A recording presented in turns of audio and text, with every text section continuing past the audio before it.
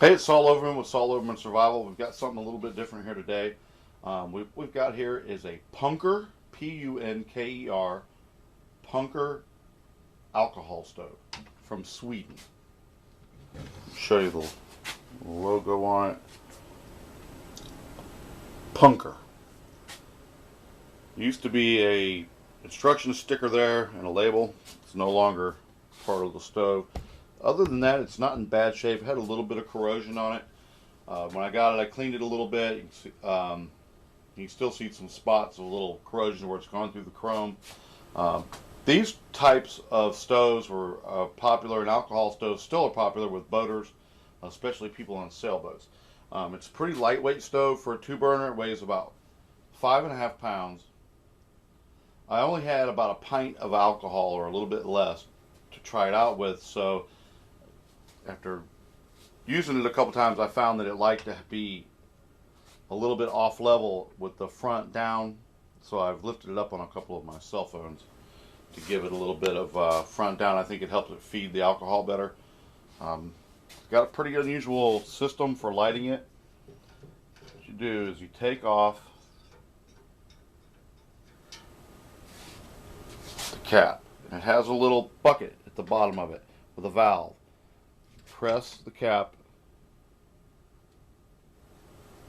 onto the little trough. It seems like it's not filling enough. Let me try to get a little bit more alcohol in there. There's a little trough in the front of the stove, and you press the valve on the bottom of that little cup onto that trough, and it releases the alcohol that's in the cup and lets it flow down into, let me get very much more there, flow down into a little pocket up underneath the burner.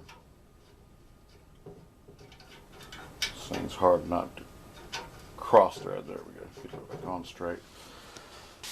Then you light that, and it preheats the burner. If you get it hot enough, when you turn the valve and open it, it'll light. Get a little closer here, I'll show you. The flame, you can see it cooking up underneath that burner.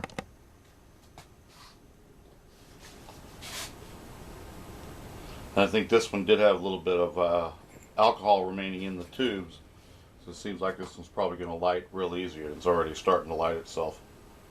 For some reason on this one, I've lit it a couple times before, and it seems like the left-hand burner is easier to get lit. I don't know why. Maybe feed's easier from that one. And you can open the valve, and you'll start the alcohol going out. The valve comes, you can open it a long way, and it comes a long way out, but it doesn't seem to affect the height of the flame very much. Opening it more only seems to create more leaks. Seems like it wants to leak a little bit where the valve stem goes into the fitting up in there. You can see it's burning pretty consistently there now. It's settled down to a good hot flame. Preheating the bottom of that cup apparently allows the fuel to atomize as it comes out of the tank. Gravity fed. There's no pumping. That's it. The other one will light about the same way. I found if you don't get the enough alcohol in the cups and they don't get hot enough, it won't light. So you just basically know then you've done it wrong. Like I said, the tank is not very full. It only has probably less than a pint of fluid in it. It looks like it holds over a half a gallon, I would say. Look at the tank. Right in my hand here. I mean, it's a pretty big tank. So it may have a minimum amount of fuel that has to be in it for it to work at all. But it cooks right along for a stove that hasn't been lit up or anything for 40 years. I mean, it lit right up and it goes pretty good. It's a good hot blue flame. I'm sure you could cook anything you wanted on that. Although the sides of it here are going to determine how large a pot you can put on. You're not going to put a great big skillet on that. Said there's a lot of throw in the adjustment of this valve, but it doesn't really seem to do much. See, I'm turning it way out. Doesn't really seem to do much. If you back it way out, it makes more of a leak right down in here.